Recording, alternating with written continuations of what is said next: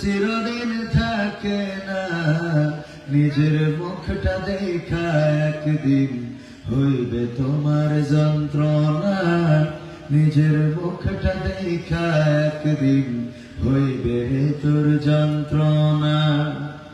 রূপের বড়াই কইর না ভাই, রূপ চিরদিন থাকে না, রূপের বড়াই কইর না বোন, রূপ চিরদিন থাকে না, নিজের মুখটা দেখা একদিন হইবে তোমার যন্ত্রণা, নিজের মুখটা দেখা একদিন হইবে রে তোর যন্ত্রণা। সময় হইল বড় শিক্ষক, সব দিবে শিখাইয়া, সুখের জীবন থাকবে না রে, দেখবে না কেউ চাইয়া। সময় হইল বড় শিক্ষক, সব দিবে শিখাইয়া, সুখের জীবন থাকবে না রে, দেখবে না কেউ চাইয়া।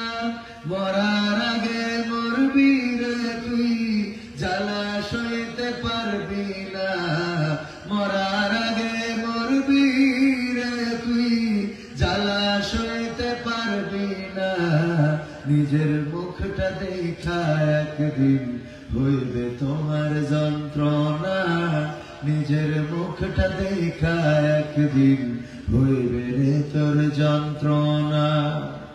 কিসের এত বড়াই তোমার মাটির দেহ লইয়া, ময়রা দেখো পোকা মাকড় শেষ করবে সব খাইয়া। কিসের এত বড়াই তোমার মাটির দেহ লইয়া, ময়রা দেখো পোকা মাকড় শেষ করবে সব খাইয়া। এই দুনিয়া ছাড়তে হবে, অহংকার কইরো না, এই দুনিয়া ছাড়তে হবে, অহংকার কইরো না, নিজের মুখটা দেখা একদিন হইবে তোমার যন্ত্রণা, নিজের মুখটা দেখা একদিন হইবে রে তোর যন্ত্রণা।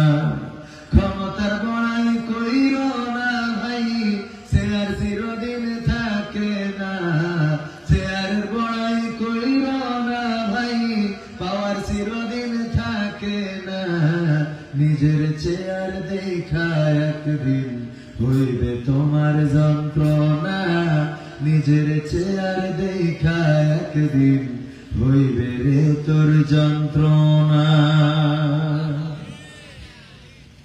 ঠিক বললাম না? ঠিক বললাম? বাস্তবতার সাথে কথাগুলোর মিল আছে না নাই? ও আমার ভাইরা, চেহারার সৌন্দর্য চিরদিন থাকে না, যৌবনের গরম চিরদিন থাকে না।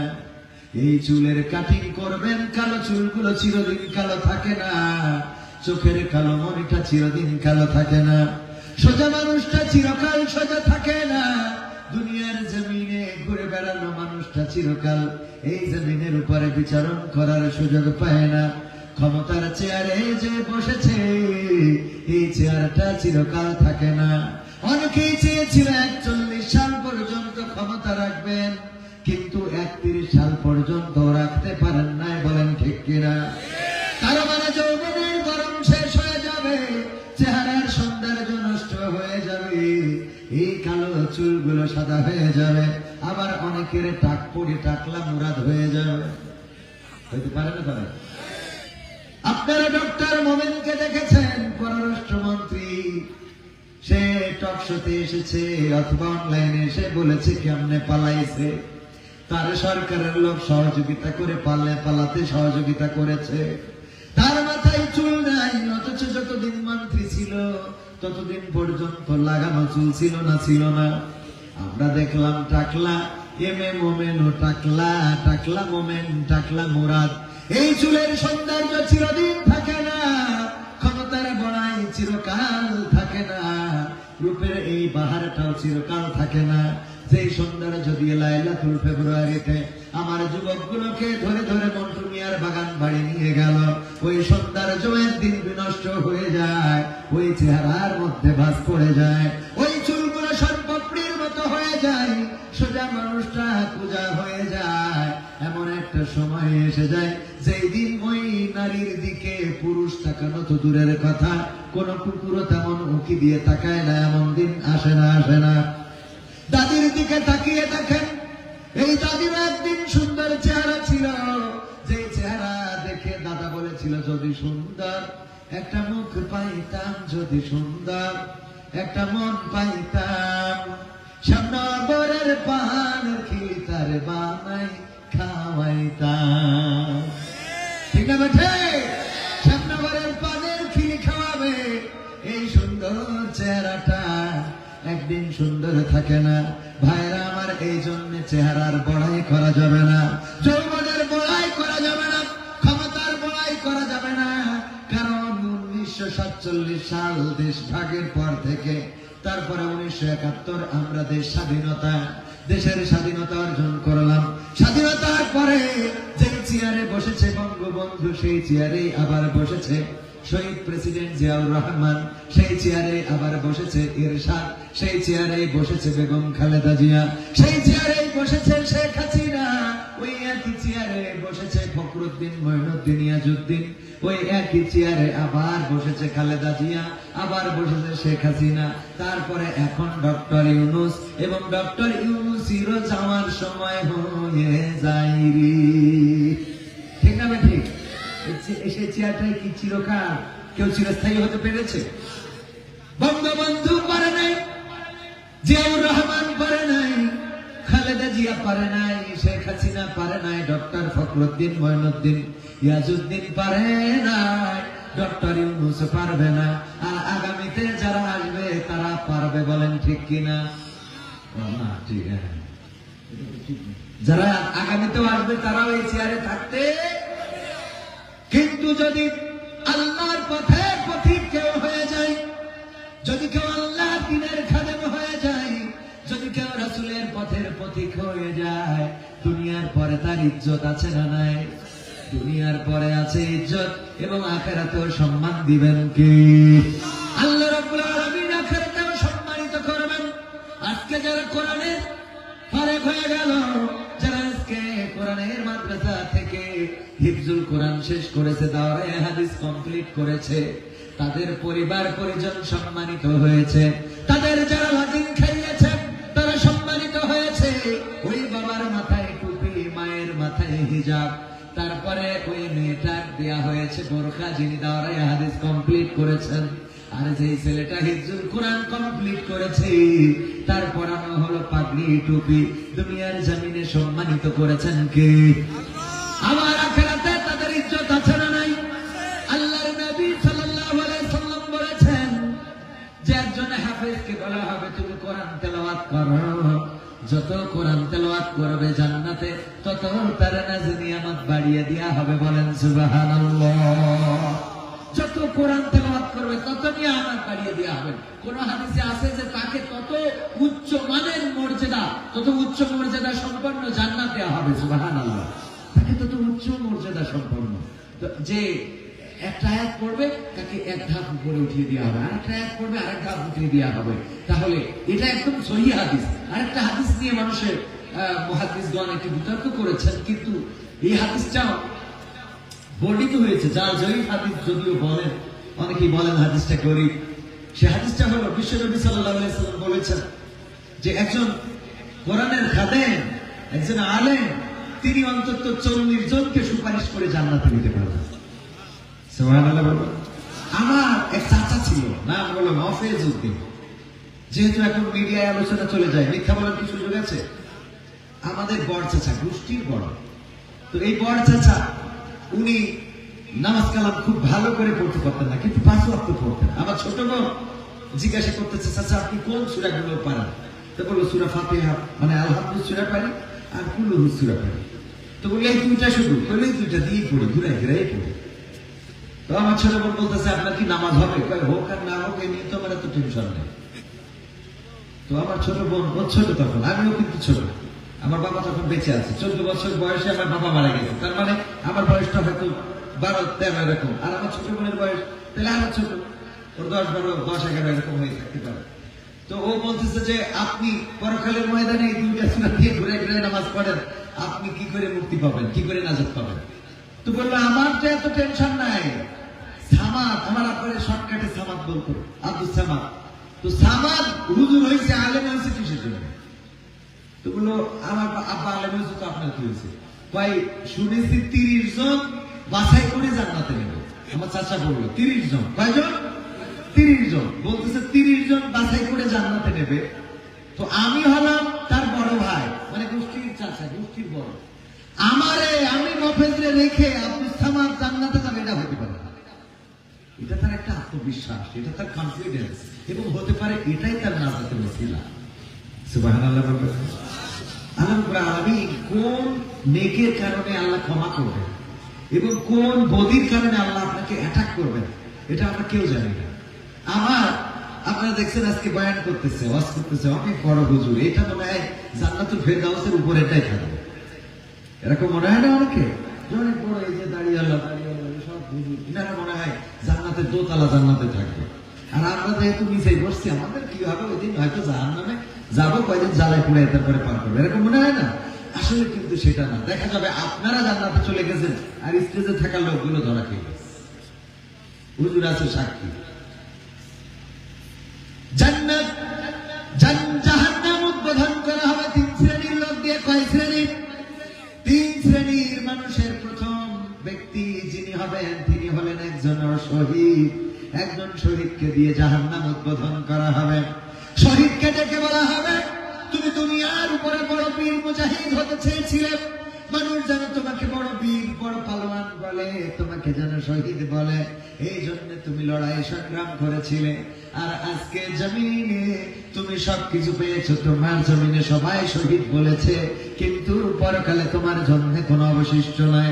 এখন তুমি জাহান্নামে প্রবেশ করো, জাহান্নামে তোমার ঠিকানা। 2 নম্বর হলো একজন আলেমকে আল্লাহ রাব্বুল আলামিন ডাক দিয়ে বলবেন, তোমার জন্য জাহান্নাম।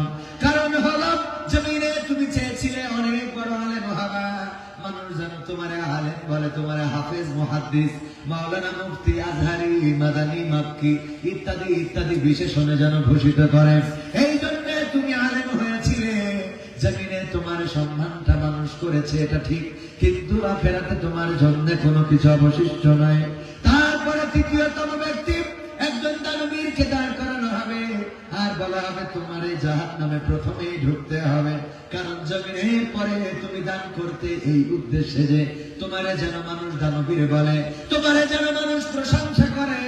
অমুক ব্যক্তি দানবীর, দানবীর জিন্দাবাদ, জিন্দাবাদ।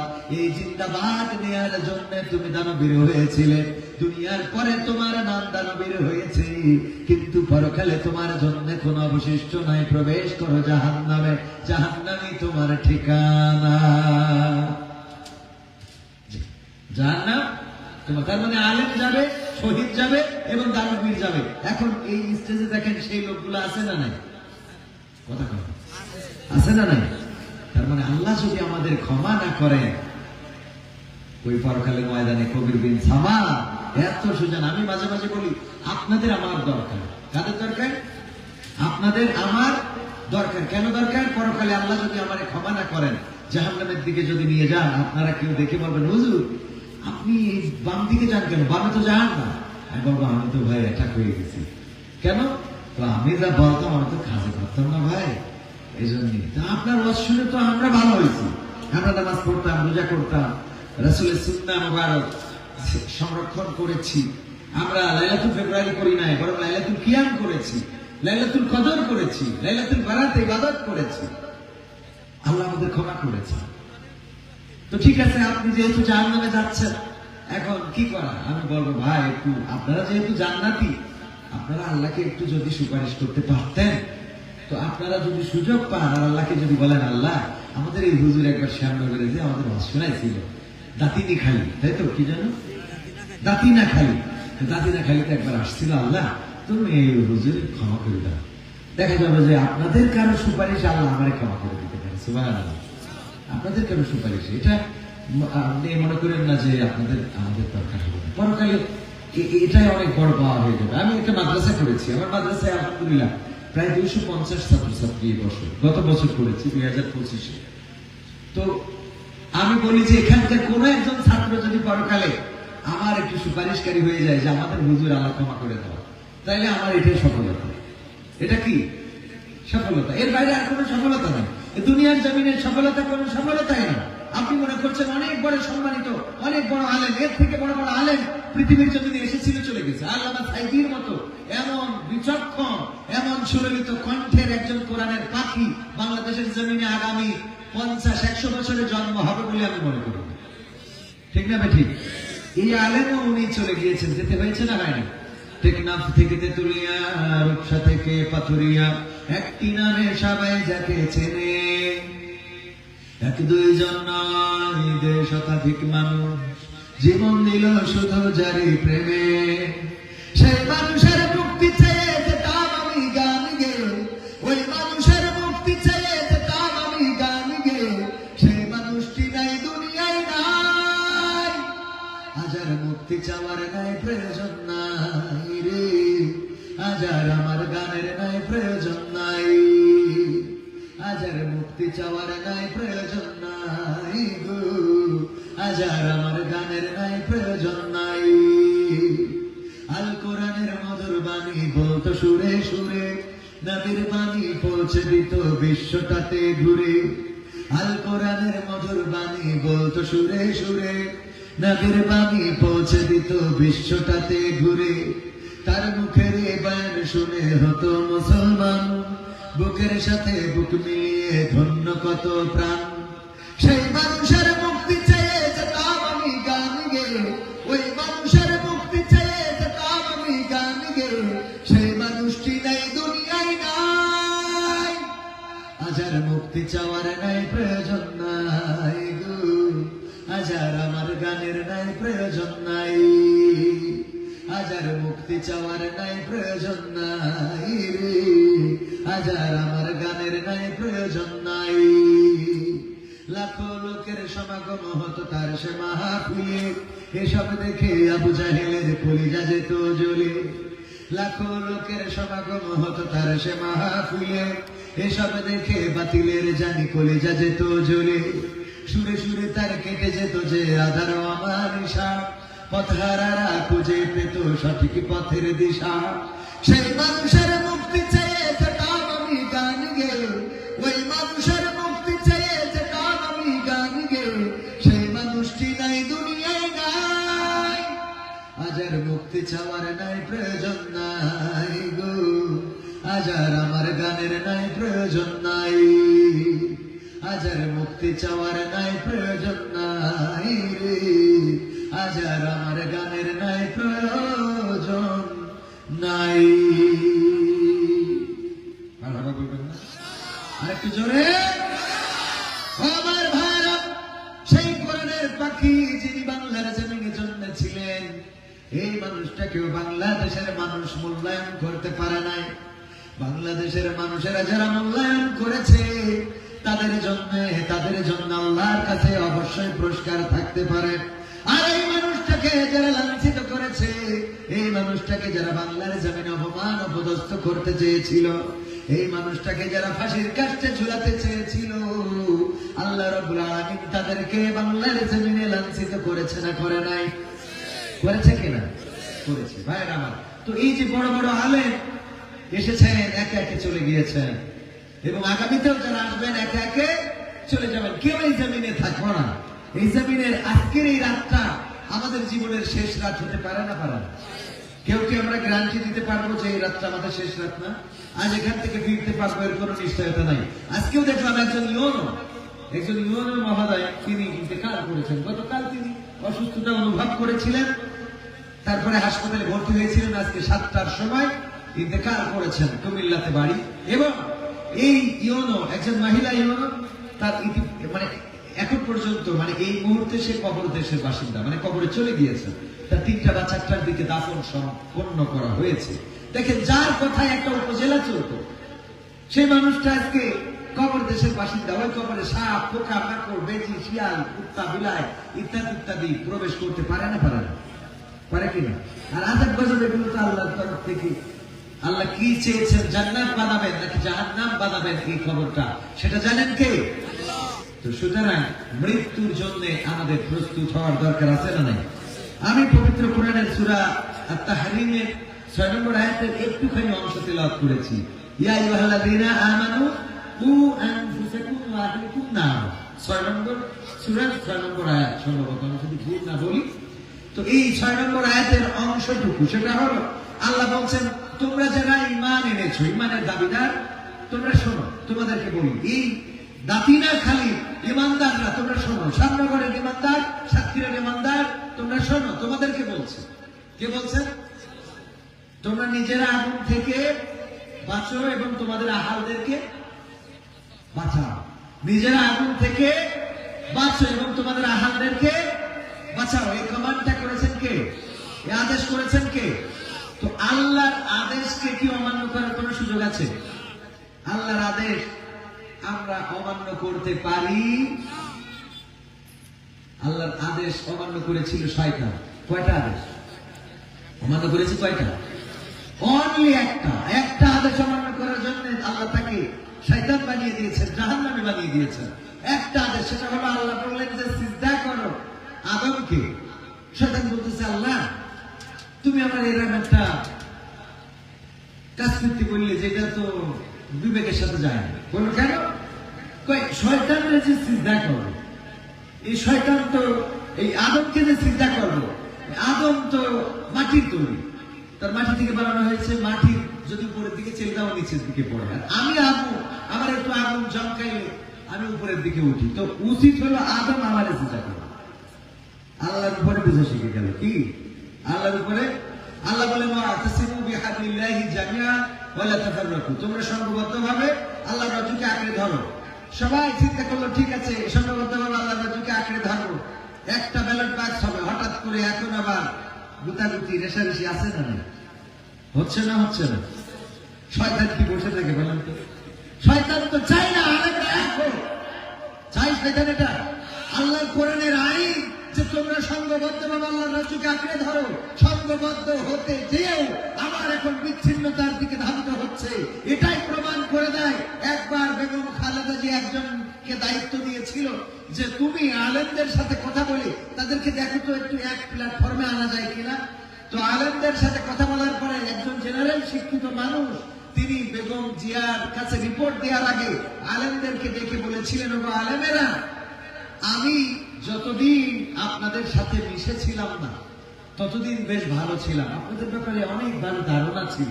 আমি কেন যে আপনাদের সাথে মিশলাম আর যে ধারণাটা পাইলাম, এই ধারণা সত্যি আমাকে সারাটা জীবন কষ্ট দিবে। কারণ হলো আলেমদের সাথে কথা বলে আমি এক করতে পারি নাই।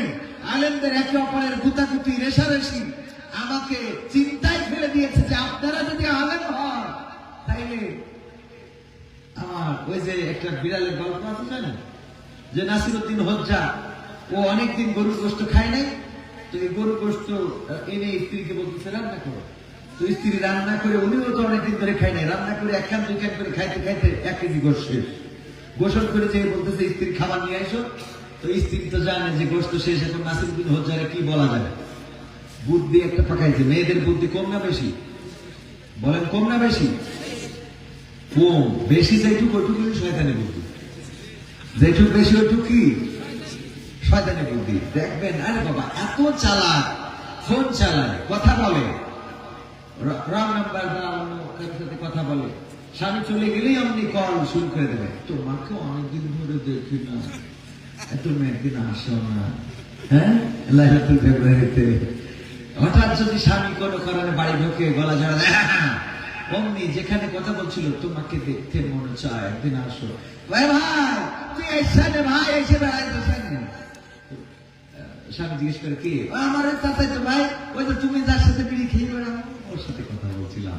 একেবারে সাথে সাথে স্টারগল সাথে ঘুরাই বিটি বিটি ঢুকাই দিয়ে, ঠিক না ভাই? ঠিক।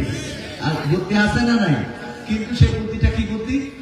শয়তানি বুদ্ধি। মিথ্যা বলা, একেবারে আজান দিয়ে মিথ্যা বলা নারীদের স্বভাবে পরিণত হয়েছে। আমি অসংখ্য নারীকে দেখলাম যে মিথ্যা এদের জীবনের সাথে, রক্তের সাথে লেগে গেছে। এই মিথ্যা বলা যাবে না। মা বোনেরা, আল্লাহ নবী বলেছেন অধিকাংশ নারীরা জাহান্নামে আর অধিকাংশ গরিবরা জান্নাতে। সুবহানাল্লাহ বলবেন না? গরিবেরা কোথায় যাবে? জান্নাতে যাবে। গরিবেরা কোথায় যাবে? জান্নাতে যাবে। আর নারীরা বেশি কোথায় যাবে? তার প্রমাণ কি পাইছেন? এবার আমি বললাম যে আল্লাহ জমিন থেকে অনেক কিছু কি আমাদের আগে তুলে নেবে, তার মধ্যে লজ্জা হায়া খায়া মোটামুটি উঠাই নিয়েছে না? এখন লজ্জা বলে সব বলেন আছে, তেমন কিছু লজ্জা তো নাই। মানে কে কতটুকু দেখাইতে পারে তার প্রতিযোগিতা চলতেছে। কথা কয় মোট যারা দেখাইতে পারে না তারা বুরখা পরি দেখাচ্ছে। বুরখা পরি দেখা দেখা ঘিরতা ড্যান্স শুরু করে আছে না? না, বুরখা পরে ড্যান্স। এই হলো যারা দেখাইতে পারতেছে না তারা কি করে দেখাচ্ছে? বুরখা পরে। তার মানে লজ্জা হায়া কায়া এগুলো উঠে গেছে। এই বছর এসে দেখলাম আর একটা জিনিস উঠে গেছে, সেটা হলো আল্লাহ নারীদের থেকে শীতটা তুলে নিয়েছে। কি তুলে নিয়েছে? শীত। সভাপতি সাহেব, আপনি হয়তো আমার কথার সাথে একমত হবেন না, কিন্তু আমি এই যে কঠিন শীতের মধ্যে আমার দাওয়াত দিয়েছে, টাকা দিয়ে রেখেছে, না আসলে তোমার পাঠানো মানে ঠ্যাঙে কাটি তুলে দেবে।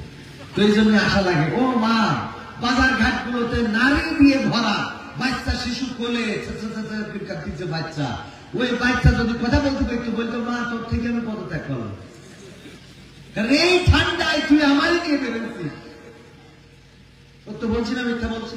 যান সামনে করে যান সাতক্ষীরা, মানে শীতই নাই নারীদের। আবার একটা নারী দেখলাম পাতলা, আপনার সাথে বলা ঠিক না, যুবকদের বলি, পাতলা ফিরে শাড়ি পরে ভিডিও সাক্ষাৎকার দিচ্ছে, বাচ্চাদের খাওয়ার সবকিছু দেখা যাচ্ছে। ওর বলতেছে আপনার কি ঠান্ডায় শীত লাগতেছে? বলছে না, আমার আসলে শীত করে না। ওর নাকি শীত করে না, শয়তান। তার মানে আল্লাহ শীত তুলে নেই। ঠিক বলছি না? আমি ঠিক বলছি? যাই হোক ভাইরা আমার, আমার আজকে আলোচনার বিষয় হলো আল্লাহ বলেছেন ইমানদারদেরকে ডাক দিয়ে যে তোমরা নিজেরা আগুন থেকে বাঁচো আর তোমাদের আহালদেরকে বাঁচাও। এখন এই নিজেদের বাঁচানো এবং আহালদেরকে বাঁচানোর রাস্তা ধরার দরকার আছে না নাই? আমি যখন সাতক্ষীরায় আসবো জিজ্ঞাসা করলাম কোন রাস্তায় গেলে ভালো হবে, কোন রাস্তায়। এখানে যখন আসবো তখন বললাম কোন রাস্তায় গেলে ভালো হবে। সাতক্ষীরা থেকে আমাদের ইসলামিক সিটি টিভি তরিকুল ইসলাম ভাই, ওনার ওখানেও কিছু গান গেয়ে আসলাম ওখান থেকে। তো ওনার কালচারাল প্রোগ্রাম ছিল, মাগরিবে বললো আমার দু একটা গান গিয়ে দেন। তো আমি ভাই মানুষ গান, গতকাল করে মাহফিলে আমি বক্তা ছিলাম, তো আজকে আবার আসার পথে একটু গান গিয়ে দিয়ে আসলাম। তো বললো যে ভাই আপনি আসার পথে দিয়ে যাবেন, কারণ এই রাস্তাটা কি করেছে, মেরামত করতেছে, কোনো কোনো জায়গায় খুঁজে গর্ত করে রেখেছে, আমি তো পাইলাম কিছু। তো এই যে রাস্তা বলে দিল, আমি আসার সময় দিয়ে চলে আসবো, রাস্তা ভালো। তো এই জন্য যারা রাস্তা জানে তাদের কাছে রাস্তার খোঁজ নেওয়ার দরকার আছে না নাই? তো আমরা খুব ভালো জানি না, কিন্তু যতটুকু জানি একটু রাস্তা বলে দেবো, যে রাস্তায় নিজেরা আগুন থেকে বাঁচাতে পারবেন নিজেদেরকে এবং সন্তানদেরকে বাঁচাতে পারবেন। এই রাস্তাটুকু জানার দরকার আছে না নাই? আপনারা জানতে চান? কে কে হাত উঁচু করেন? লিল্লাহি তাকবীর। আল কোরআনের আলো, আল হাদিসের আলো, আমার নেতা তোমার নেতা, নারায়ে তাকবীর। কিভাবে বেঁচে থেকে অযথা বিদ্যা শিখে যদি না গড়তে পারি শোষণবিহীন সমাজটাকে? কি হবে বেঁচে থেকে? কি হবে ছাত্র সেজে চুমু খেয়ে সনদ খানা যদি হয় বিদ্যালয়টা নাই কাদের আড্ডাখানা? কি হবে ছাত্র সেজে চুমু খেয়ে সনদ খানা যদি হয় বিদ্যালয়টা গাঞ্জুটেদের আড্ডাখানা? এর চেয়ে মরাই ভালো দেশ ছেড়ে যাওয়াই ভালো, এর চেয়ে মরাই ভালো দেশ ছেড়ে যাওয়াই ভালো। কি হবে ধোঁকা দিয়ে বিবেকটাকে? কি হবে ধোঁকা দিয়ে বিবেকটাকে? কি হবে বেঁচে থেকে অযথা বিদ্যা শিখে যদি না গড়তে পারি শোষণবিহীন সমাজটাকে? কি হবে বেঁচে থেকে? কি হবে যুবক নামের বোঝা হয়ে এই ধরাতে, যেখানে মা বোনেরা ধর্ষিতা হয় দিনে রাতে? ধর্ষণ আছে না নাই? হাসপাতালে গিয়েছে ধর্ষণ থেকে বাঁচার জন্যে, যেখানে গেল ধর্ষণ থেকে বাঁচার জন্যে, সেই হাসপাতালের দারোয়ান আবার সেই মেয়েটাকে দারোয়ানেরা মিলে গণধর্ষণ করেছে। বলেন নাউজুবিল্লাহ। ধর্ষণ থেকে বাঁচতে যে ধর্ষণের শিকার হয়, থানায় গিয়েছে ধর্ষণের মামলা নিয়ে, আবার দেখা যায় সেই থানায় ধর্ষিতা হয়েছে। এমন আছে না নাই? এইগুলো বন্ধ করার জন্য যেটা দরকার সেটা হলো আল্লাহর কোরআনের আইন। আল্লাহর কোরআনের আইন যদি সমাজে বাস্তবায়ন হয়ে যায়, তাইলে ধর্ষণ করা তো দূরের কথা, প্রেম করার মতো যুবক খুঁজে পাওয়া যাবে। কতখানি পাওয়া যাবে? কারণ কি? কারণ যদি কেউ ধর্ষণ করে, যদি কেউ জেনা করে বিবাহিত হয়, অথবা যদি কেউ ধর্ষণ করে বিবাহিত কিংবা অবিবাহিত, মাথা পর্যন্ত গেড়ে দেয়া হবে। এই শ্যামনগরে সবাইকে জানানো হবে যে হুজুর কিংবা কবির, আমার তাই করি, আপনার করি, কবির বিন সামাদ ধর্ষণের মামলায় দণ্ডিত হয়েছে, তার মাঝে পর্যন্ত গেড়ে সঙ্গে সার করা হবে। সবাই আসবে, আমার সঙ্গে সার করার দৃশ্য দেখবে, ক্যামেরায় ভিডিও করবে, ক্যামেরাগুলোতে ভিডিও নিবে, ওই যে লাইভ সম্প্রচার করবে। এইগুলো যখন টেলিভিশন মিডিয়ায় দেখবে, দেখার পরে 14 তারিখ ভ্যালেন্টাইন্স ডে, ওই দিন যদি কোন নারী বলে চলো আমার নিয়ে মন্টু মিয়ার বাগান বাড়ি, ও বলবে লা হাওলা ওয়ালা কুওয়াতা ইল্লা বিল্লাহ। বলবে না? বলবে না? কোন যুবক কি যেতে রাজি হবে? না, হবে না। কি হবে? যুবক নামের বোঝা হয়ে এই ধরাতে, যেখানে মা বোনেরা ধর্ষিতা হয় দিনে রাতে। যৌবনের সার্থকতা ঘুষিবে সকল ব্যথা, যৌবনের সার্থকতা ঘুষিবে সকল ব্যথা। পার যদি বলি দিতে মানুষরূপী পশুটাকে, পার যদি বলি দিতে মানুষরূপী পশুটাকে, কি হবে বেঁচে থেকে অযথা বিদ্যা শিখে যদি না গড়তে পারি শোষণবিহীন সমাজটাকে? কি হবে বেঁচে থেকে? কি হবে লেখালেখি কলমবাজির ওই মহড়া, সমাজের আসল চিত্র যদি না যাই তুলে ধরা? কি হবে টিভি চ্যানেল সাংবাদিকের এই ক্যামেরা, সমাজের আসল চিত্র যদি না যাই ভিডিও করা? যদি ওই ঘুষের বলে কলমটা উল্টো চলে, যদি ওই হ্যালো কলে ক্যামেরা উল্টো বলে, তবে কি যাবে রক্ষা দুর্নীতিকে? তবে কি যাবে রক্ষা দুর্নীতিকে? কি হবে বেঁচে থেকে অযথা বিদ্যা শিখে যদি না গড়তে পারি শোষণবিহীন সমাজটাকে? কি হবে বেঁচে থেকে? কি হবে নামাজ রোজা ইমানদারির বড়াই করে যদি এই খোদার কোরআন পালনরা অবমাননা করে? অবমাননা করেছে না করে নাই? ওই জাউল বাউল ফাউল সে কোরআনের সূরা নাস এমন ভাবে বর্ণনা করলো, আহারে এমন ভাবে তেলাওয়াত করলো, তার এই জমিনে শাস্তি হলো মৃত্যুদণ্ড। কারণ আল্লাহর কোরআন নিয়ে এমন মন্তব্য করেছেন, বলেন ঠিক কিনা? শুধু তাই নয়, আল্লাহকে নিয়েও বাজে মন্তব্য করেছে না করে নাই? আল্লাহকে নিয়ে বাজে মন্তব্য করলেন, সেই মানুষটাকে অ্যারেস্ট করা হয়েছে, কারাগারে আছে। তার মুক্তি চাওয়ার মতো নেতাও আছে না নাই? তার পক্ষে দাঁড়ানোর মতো লোকও আছে না নাই? তার পক্ষে যারা দাঁড়ায় ওরাও তাদের প্রতাত্তা, তাদের দোষর, বলেন ঠিক না বেঠে? কি হবে নামাজ রোজা ইমানদারির বড়াই করে যদি এই খোদার কোরআন বাউলরা অবমাননা করে?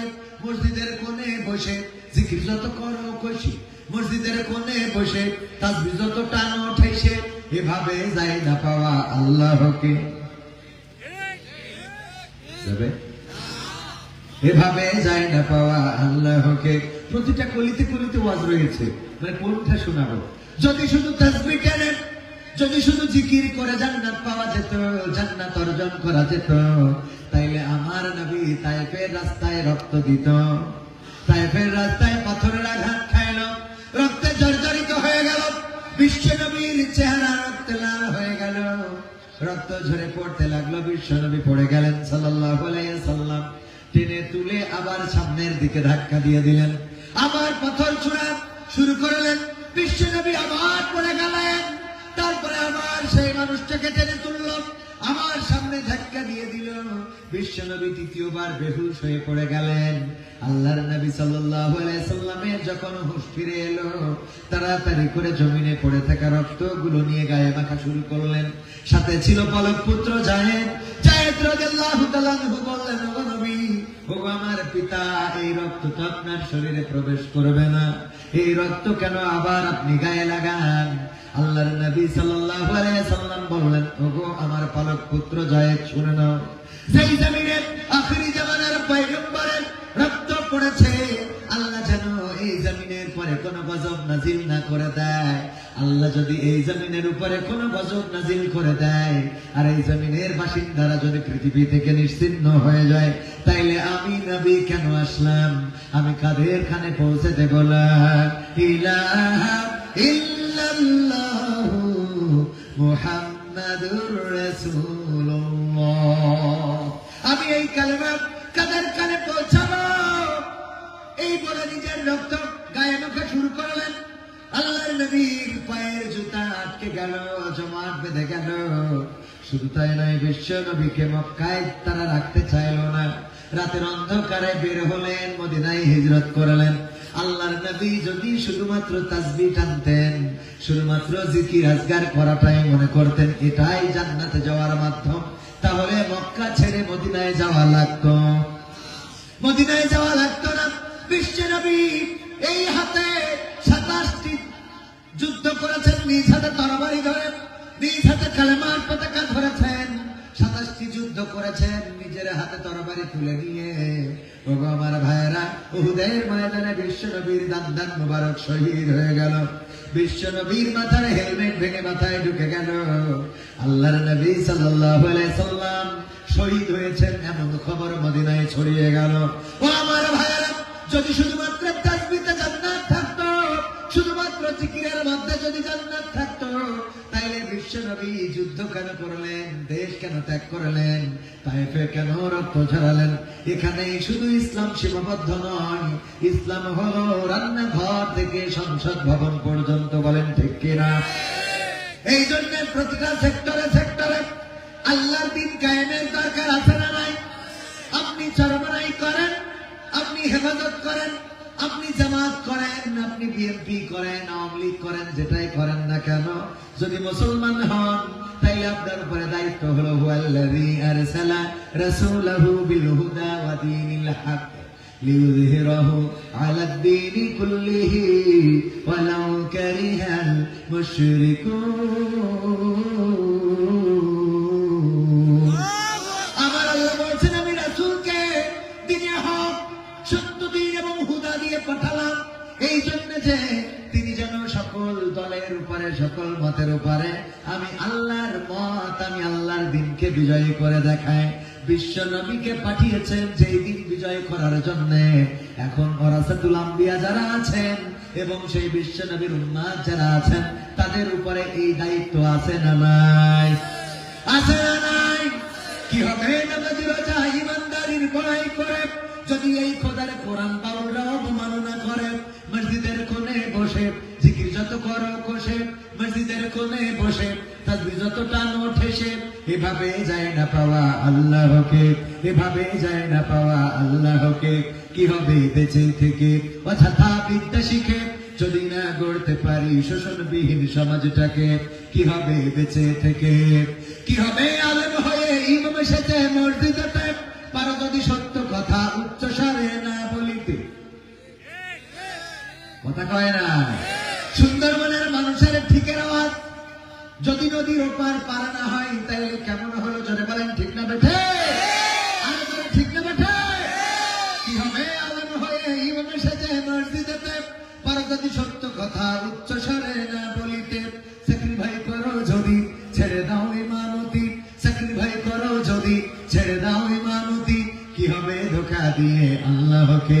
কি হবে ধোঁকা দিয়ে আল্লাহকে? কি হবে বেঁচে থেকে অযথা বিদ্যা শিখে যদি না গড়তে পারি শোষণবিহীন সমাজটাকে? কি হবে বেঁচে থেকে? ও আমার ভাইরা, আলেমেরা এখন আছেন, হক কথা বলতে চাই, কিন্তু অনেক মসজিদ আছে যে মসজিদের সভাপতি হক কথা শুনতে চাই না। এমন সভাপতি আছে না নাই? মসজিদের সভাপতি নিজে আসর আর জোহর নামাজ ছাড়া বাকি 3 ওয়াক্ত নামাজ পড়াইতে পারে? জোহর আর আসর কেন পারেন? কারণ চুপচাপ থেকে একটু টাইম মেইনটেইন করে রুকু সিজদা দিলে হয় না? হয় না? এই জন্য জোহর আর আসর পারে। মাগরিব ইশা এবং ফজরের নামাজে আহারে তার আর খবর থাকে না। এমন অনেক সভাপতি আছে তাদের হাতে মসজিদ জিম্মি হয়ে আছে। কয়েকদিন আগে যশোরের কেশবপুরে একজন চিরকুট দিল, হুজুর ওসমান হাদির নামে বয়ান করার জন্য এবং তার জন্য দোয়া করার জন্য মসজিদের ইমামের ইমামতি চলে গিয়েছে, এই ব্যাপারে কিছু বলেন? আমি বললাম চলে গেছে মানে ভালো হয়ে গেছে। ঠিক না বেটি? চলে গেছে মানে ভালো হয়েছে। এই জন্য যে ইমাম সাহেব মসজিদের সভাপতির গোলামি করা যাবে। ইমাম মানে কি? নেতা। ইমাম মানে কি? ইমাম মানে নেতা। কয়েকদিন আগে তারেক রহমানকে জাতীয় ইমাম বলাতে অনেকেই সমালোচনা শুরু করে দিল। আমি বললাম সমালোচনা করে কোনো লাভ নাই। জাতীয় ইমাম বলেছে তারেক রহমানকে, এটা 100% ঠিক কথা বলেছে। তাকে তো আর বলে নাই যে বাইতুল মুকাররমের ইমাম, তাকে তো আর বলে নাই শাহী মসজিদের ইমাম, তাকে তো আর বলে নাই শ্যামনগর জামে মসজিদের ইমাম, তাকে বলেছে জাতীয় ইমাম। এটা তো ঠিকই আছে, কারণ ইমাম মানে নেতা আর জাতীয় মানে দেশের গুরুত্বপূর্ণ। এই জাতীয় ইমাম মানে জাতীয় নেতা। তারেক রহমানকে জাতীয় ইমাম বলা যাবে না? যাবে না? অবশ্যই যাবে। সে জাতীয় ইমাম। ইমাম মানে কি? নেতা। নেতা কি কর্মীদের কথা শুনতে চায়? নেতা যেটা ভালো মনে করে সেটাই করে, ঠিক না বেঠে? নেতা যেটা ভালো মনে করে সেটাই করে। তারেক রহমানের আনুগত্য যদি মেনে না নেয়, ধানের শীষ প্রতীক যাকে দিয়েছে ওর বিকল্প যে দাঁড়াইছে, তারেক রহমান বলল বহিষ্কার করে দিলাম। করে না? করে না? এর মানেই হলো নেতা, এর মানেই হলো ইমাম। মসজিদের ইমাম যিনি হবে তিনি এমন এমন ইমাম, যদি উনি চান সভাপতিরেও বাদ দিতে পারবে। কথা পারে না? উনি চাইলে সভাপতি পাইতে পারবে।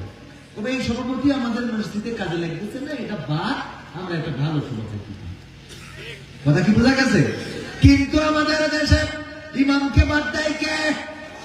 সভাপতি। আর আমি ইমামদেরকেও বলি ইমামতির পরে নির্ভর করে থাকা যাবে। আমাদের ইমামরা হয়ে গেছে, ইমামতি করে 5 ওয়াক্ত নামাজ পড়ে সারা দিন।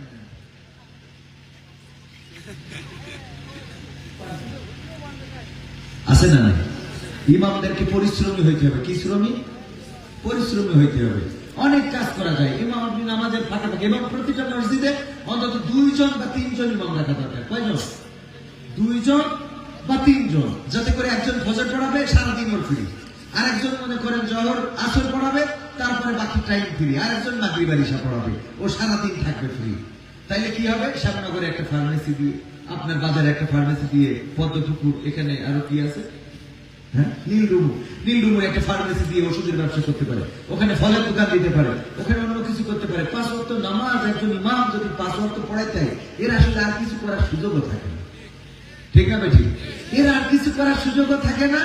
আর এই একটু দেরি হইলে তো সভাপতির ধমক তো আছে।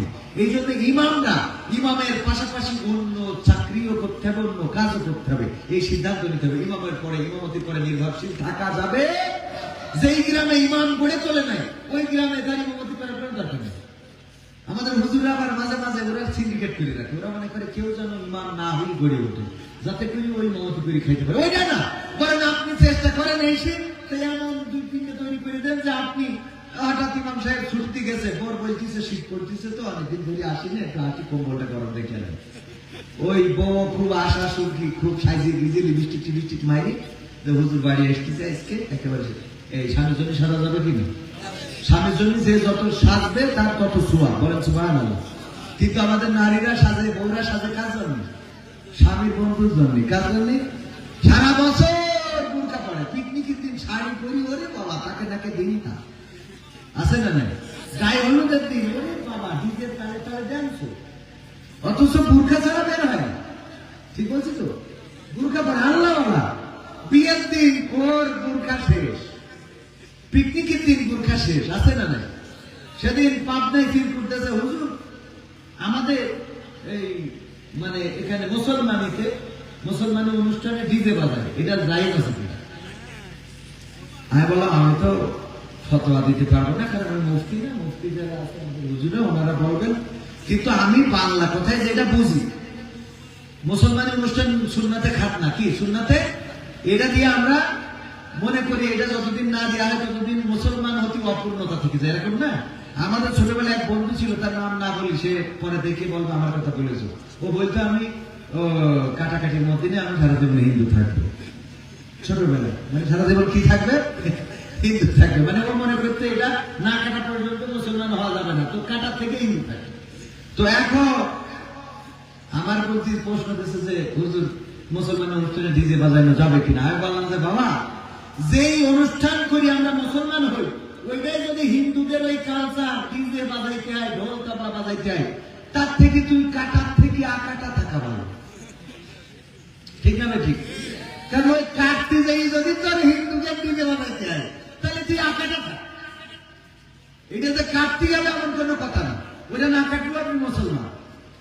আমি যদি ভুল করি বলে এটা সুন্নাহ। এটা কি সুন্নাহ? এটা যদি আপনার শারীরিক কোনো ত্রুটি থাকে, এটা কাটলে কয়দিন আগে মারা গেছে নাকি? এই যে মাত্র কয়দিন আগে একজন গাছের সালাইন দিতে গিয়ে হাসি মুখে ছবি উঠেছে, কিন্তু পরে লাশ হয়ে বের হয়েছে।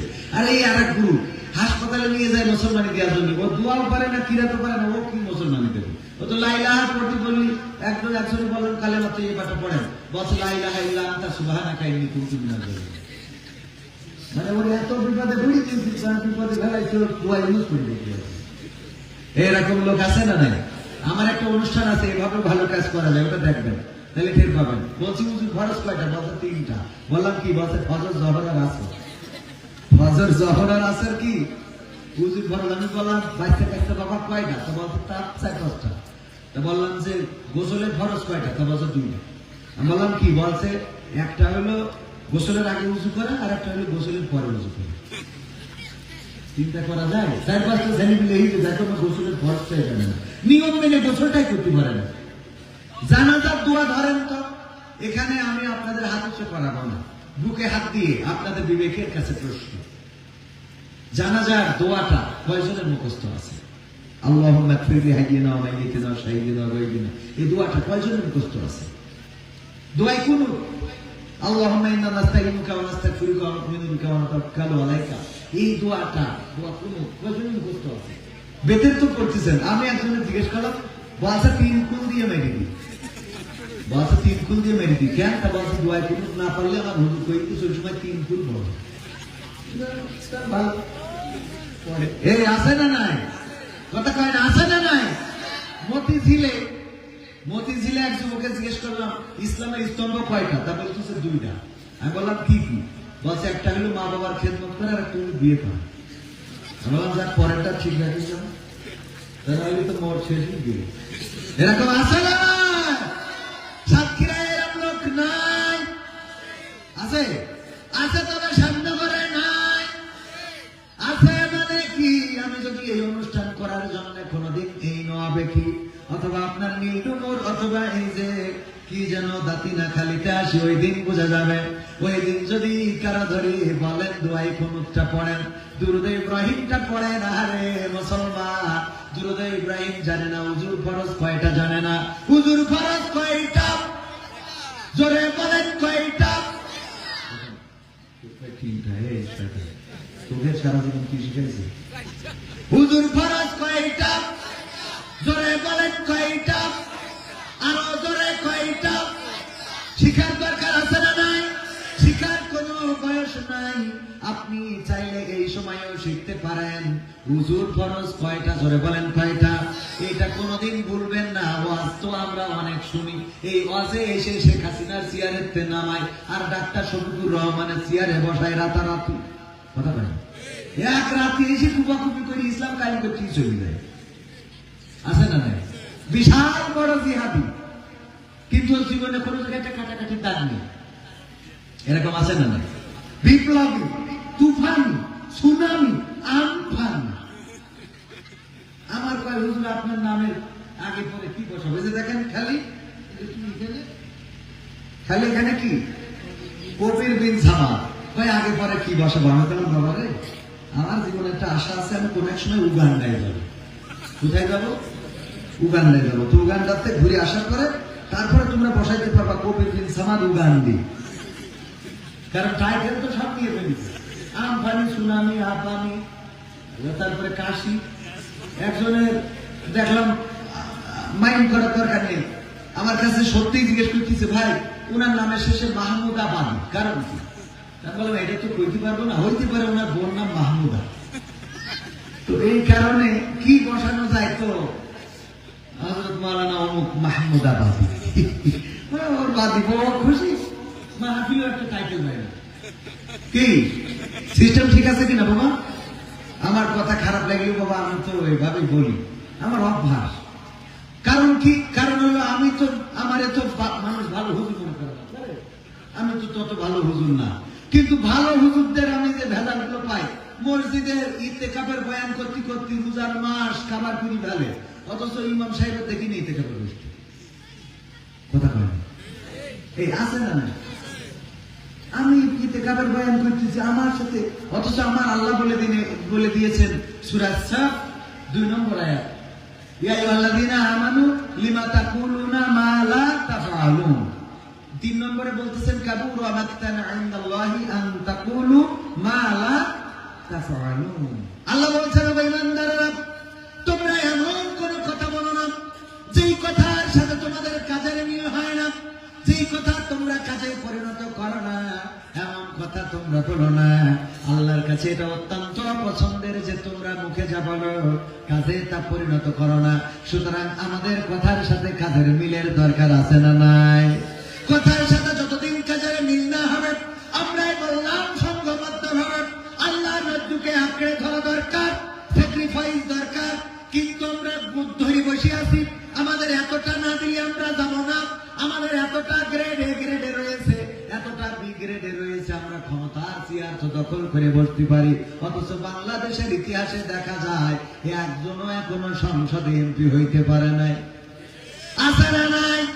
আবার যাদের নিয়ে কথা বলে তাদের এমপি ছিল না? একবার ছিল 18, একবার ছিল 17, একবার ছিল 3, সংসদে তো ছিল না।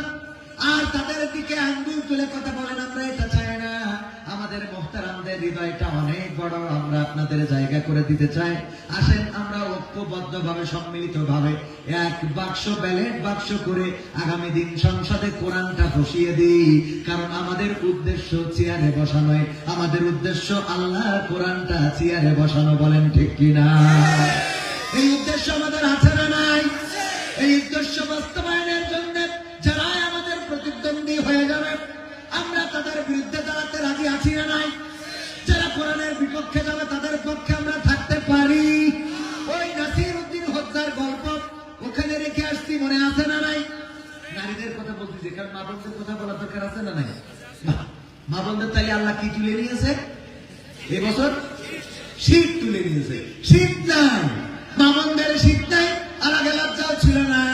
কারণ কি লজ্জা যে নাই? যদি 10 জন নারী 10 জন পুরুষ কোথাও থাকে, আর তার মধ্যে যদি একজন নারী থাকে, দেখবেন ওরে বাবা সে নিজের বড্ড প্রাউড ফিল করে, সে নিজের খুব ভাব মারি, মানে ও মনে করে আমি একাই 10 জনকে সাংলাই নিয়ে বেড়াচ্ছি। ঠিক না বেঠিক?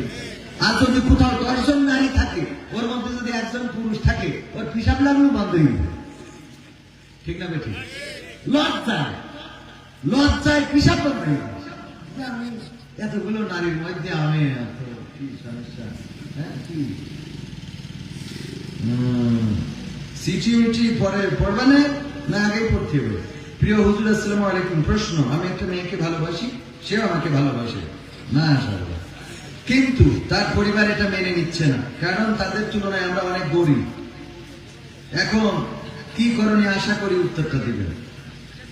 দুইজনে মিলিয়ে মিশে, ওই কয়েকদিন আগে দেখলাম ওই যে ইসে আমাদের বিনোদিয়ায় দুইজনে একসাথে পৃষ্ঠে খেয়ে, হ্যাঁ তোকে কি বলবো, তুই বিয়ে করার জন্য কোন রাস্তা সেটা আমার কাছে জিজ্ঞেস করবি। আমি সেটা তুই ভালোবাসিস তাই তুই গরিব, তাই তোর সাথে হচ্ছে না, সেটা আমি বলে দেবো, মেনে নিচ্ছে না, পরিবার মেনে নিচ্ছে না। ওর ভালোবাসা তো, তুই গরিব হয়েছে ফকির হয়েছে, তোর ভালোবাসা মেনে নেবে, তোর তো কাঠি তুলি দেওয়া দরকার। কথা কয় না? এই ভালোবাসা মেনে নেওয়া যাবে? যদি হুজুর হয় তাও কি মানা যাবে? 2-1 যুবক আছে, ও বাবা খুব আল্লাহ দেখি প্রশ্ন করছে, হুজুর আমি যারা ভালোবাসি এই মেয়েটা খুব পরহেজগার, আল্লাহ, আমার তাহাজ্জুদের সময় কল করে ফোন করে বলে যে ওঠো তাহাজ্জুদটা পড়ে নাও, ফজরের নামাজ যদি না পড়ি মন্টু মিয়ার বাগান বাড়ি গেলে আমার ধরে, কয় আমার হাতে হাত দিবা না, কারণ তুমি ফজরের নামাজ পড়ো না। আমি নামাজ, আমার কোরআন পড়তে বাধ্য করেছি, আমি কোরআন পড়তাম না হুজুর। ওই মেয়ের সাথে প্রেম করার পরে সে আমার বলেছে কোরআন শিখবা, আমি শিখেছি। হুজুর এই মেয়ের সাথে প্রেম করলে কি আমার গুনাহ হবে? না করতে 2 তলা বেশ তো হবে।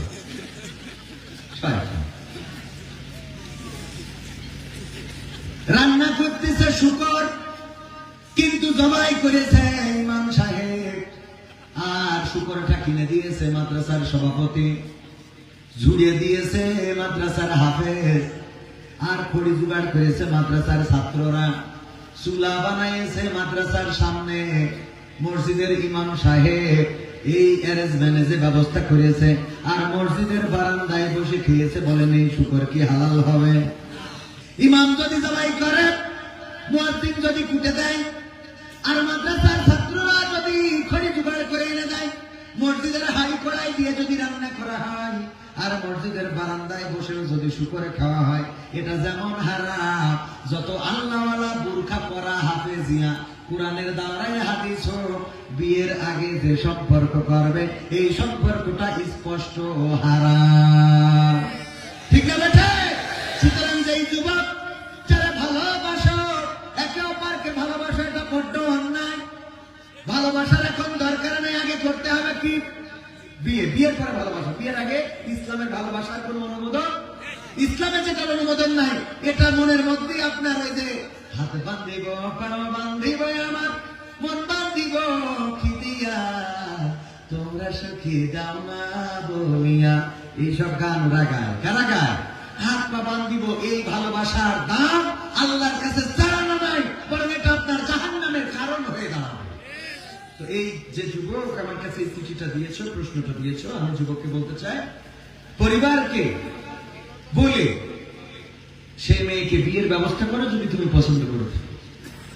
আর সেই পরিবারের উচিত না যে ওই গরিব ছেলের সাথে বিয়ে দেওয়া। কেন উচিত না? কারণ এই গরিব ছেলেটা অবশ্যই তার কর্মমুখী হইতে হবে, তারপরে বিয়ে করতে পারবা। বিয়ে করা 4 প্রকার। কয় প্রকার? আমরা জানি বিয়ে করা ফরজ, আমরা জানি কি বিয়ে করা ফরজ, কিন্তু বিয়ে হলো 4 প্রকার। 1 প্রকার হলো ফরজ, 2 নম্বর হলো সুন্নাহ, 3 নম্বর হলো মাকরুহ, 4 নম্বর হলো হারাম। 4 নম্বর কি? 4 নম্বর কি? হারাম। তাইলে এগুলোকে একটু ব্যাখ্যা করে দেবো আপনাদের। 1 নম্বর ফরজ কার জন্য? যার টাকা পয়সাও আছে এবং যৌবনের পাওয়ার ঠিক আছে, এক কথা, তার জন্য কি বিয়ে করা ফরজ। যদি সে দেখে যে আমি কন্ট্রোল করতে ব্যর্থ হচ্ছি, তখন যদি সে দেখে আমি নিজেকে কন্ট্রোল করতে ব্যর্থ হচ্ছে, আমি যে কোনো সময় অন্যায় করে বসতে পারি, আমি হয়তো পতিতালয়ে যেতে পারি, কোন নারীর প্রতি আসক্ত হয়ে যেতে পারি, এই জন্য ওই সময় বিয়ে করা তার জন্য কি ফরজ। সুন্নাহ হলো তার জন্য যার বিয়ে করার তেমন আকাঙ্ক্ষা নাই, করলেও চলে না করলেও চলে, ওর মনের মধ্যে তেমন কিছু হয় না, এরকম 2-1টা পুরুষ ছেলে পাওয়া যায় না, যায় না। 2-1জনের আল্লাহ এরকম মানসিকতা তৈরি করেছে, অনেকে আছে বিয়ে করে নেয়, অনেক মনীষী আছে তারা বিয়ে করে নেয়। তো এই জাতীয় মানুষ যদি মনে করে বিশ্বনবী যেহেতু বিয়ে করেছেন সাল্লাল্লাহু আলাইহি ওয়াসাল্লাম, সুতরাং আমিও বিয়ে করবো, তার জন্য বিয়ে করা কি সুন্নাহ। এটা সুন্নাহ মেনে, এটা কি মেনে? সুন্নাহ মেনে। তৃতীয় নম্বর বিয়ে হলো মাকরুহ। মাকরুহ হলো তাদের যাদের যৌবনের শক্তি আছে কিন্তু অর্থের শক্তি, টাকা নাই, পয়সা নাই, স্ত্রীরে খাওয়ানোর মতো খোরাক নাই, এমন সময় বিয়ে করা তার জন্য মাকরুহ। ও বিয়ে করা যাবে না, আগে তার রিজিকের অনুসন্ধান করতে হবে, তারপরে বিয়ে করতে হবে। এই জন্য তুমি যদি গরিব হও, তোমাকে আল্লাহ গরিব করে পাঠাইছে, কিন্তু গরিব তুমি থাকবা এরকম না। আল্লাহ বলেছেন আমি সেই জাতির ভাগ্যের অবস্থার পরিবর্তন ততক্ষণ করি না যতক্ষণ না ওই জাতি নিজেরা নিজেদের ভাগ্যের অবস্থার পরিবর্তন করে। সুতরাং এই যুবক যদি একটা ইজি বাইকও চালায়, ভ্যানও চালায়, তাও এই গরিবানা হালত থেকে মুক্তি পাইতে পারে না, পারে না, পারে না, পারে না। যদি একটা ফার্মেসিতে সময় দেয়, যদি একটা লেদের সময় দেয়, দেখা যাবে একটা সময় পরে সে লেদের মিস্ত্রি হয়ে গেছে, তারপরে দেখা যাবে সে লেদের দোকানদার, তারপরে দেখা যাবে সে বস বনে গেছে। ওগো আমার ভাইয়েরা, এই জন্য গরিব থাকা যাবে না, গরিব করে পাঠাইছে, চেষ্টা করলে সফলতা দিবেন কি? বিয়ের জন্য চেষ্টা করতে হবে। আর 4 নম্বর বিয়ে বলেছি হারাম। সেই বিয়েটা হলো আপনার সব আছে কিন্তু মেশিনের অবস্থা খারাপ, এই অবস্থায় বিয়ে করা কি মনে থাকবে আপনাদের? একদম আজকে কয়েকটা ওয়াজ শিখাই দিলাম। উজুর ফরজ কয়টা?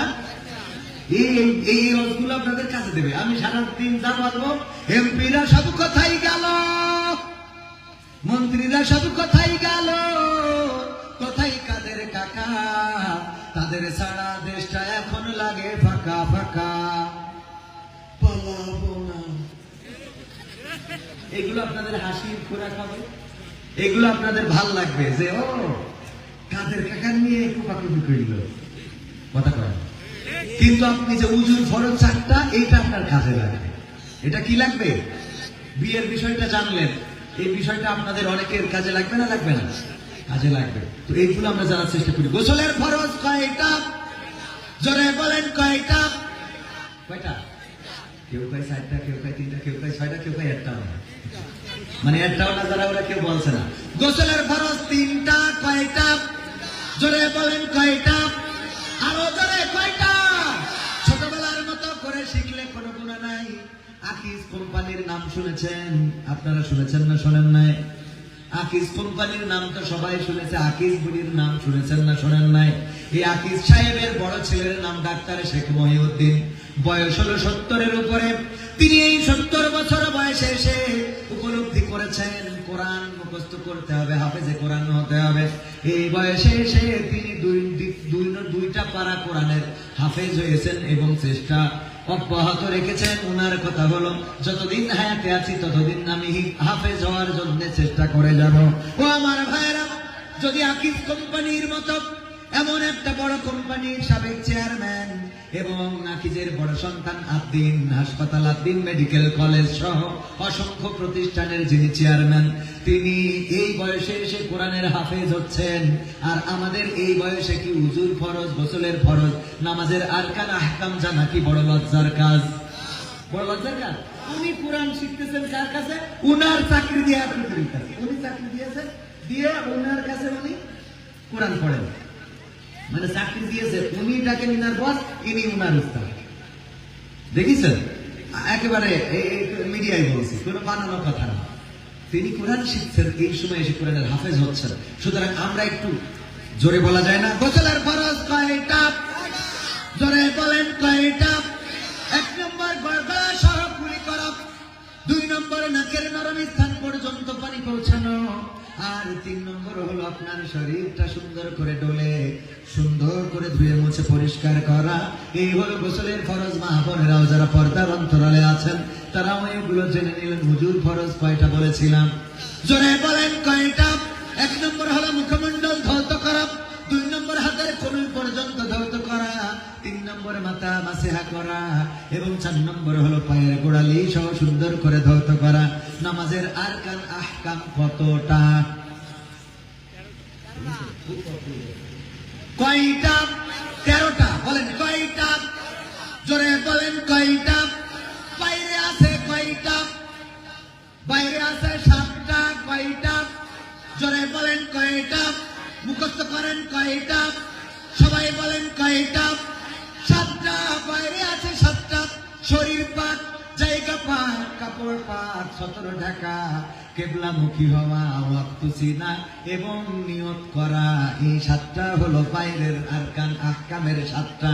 বাইরের ফরজ আর ভিতরের ফরজ হলো কয়টা? জোরে বলেন কয়টা? 6টা। 1 নম্বর হলো কি করা? তাকবীরে তাহরিম বলা, 2 নম্বর কিয়াম করা, 3 নম্বর রুকু করা, 4 নম্বর সিজদা করা, 5 নম্বর কি করা? রুকু কিয়াম করা। কিরাত পড়া এড়াই গেছে এর মধ্যে। 1 নম্বর, তাইলে 1 নম্বর থেকে আসি। তাকবীরে তাহরিমা বলা মানে আল্লাহু আকবার। আল্লাহু আকবার বলেই নামাজ শুরু করতে হবে। 2 নম্বর কিয়াম করা, 3 নম্বর কিরাত পড়া এবং সেই কিরাতের মধ্যে সূরা ফাতিহা পড়া অবশ্যই বাধ্যতামূলক। 4 নম্বর রুকু করা, 5 নম্বর সিজদা করা, আর 6 নম্বর হলো শেষ বৈঠকের মাধ্যমে সালাত শেষ করা। ও আমার ভাইরা, এইগুলো জানার দরকার আছে না নাই? জানার দরকার আছে না নাই? জীবনে কি এরকম ওয়াজ শুনেছেন নাই? এরকম ওয়াজ শোনা গেছে যে ওয়াজে এসে আর কেন আহকাম শিখায়? হুজুর 50,000 টাকা দিয়ে আপনারা আনছি এগুলো শিখার জন্য। বাবা এইটাই কাজে লাগবে। আমি এখন বলবো আপনার কাছে ওইটা জিজ্ঞেস করা হবে না। জওয়াইদুল কাদের কাকার কণ্ঠ কেমন ছিল জিজ্ঞেস করা হবে? হবে না। তো সুতরাং আমরা এইগুলো জানার চেষ্টা করবো। সময় গড়িয়ে যাচ্ছে খুব দ্রুত। ওই যে নাসিরউদ্দিন হজ্জার কাহিনীটা শেষ করে আসি। মা বোনদের কথা বলছিলাম, বুদ্ধি বেশি কেন? নাসিরউদ্দিন হজ্জা বললেন, ও আমার বেগম, আমার গোশত দিয়ে, গরুর গোশত দিয়ে এতদিন খাই নাই, আজকে শিগগিরই নিয়ে আসো গরম ভাত, গরুর গোশত দিয়ে খাবো। স্ত্রী বাড়িতে ছিল বিড়াল, কারণ নিজেই গোশতগুলো খেয়ে ফেলেছে।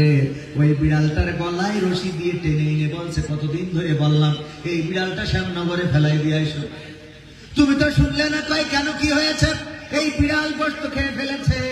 বললো, বিড়াল গোশত খাইছে এটা কি সত্য? কয় আমার কথা বিশ্বাস হয় না, আমার কথা তোমার বিশ্বাস হয় না, তোমার সাথে সংসার করবো না। কান্নাকাটি আছে না নাই? আমি তোমার সাথে সংসার করবো না, বিশ্বাস হয় না তোমার, আছে না নাই? কান্নাকাটি, আমার কথা তুমি বিশ্বাস করো না। কোরআন ছুঁয়েও মিথ্যা বলে এমন মানুষ আছে না নাই? কোরআন ছুঁয়েও মিথ্যা বলে। ভাইরা, ওই নারী যখন বললো, নাসিরউদ্দিন হজ্জা বললো, তাইলে এক কাজ করো, বিড়ালটা প্যাকেটের মধ্যে ভরে দাও।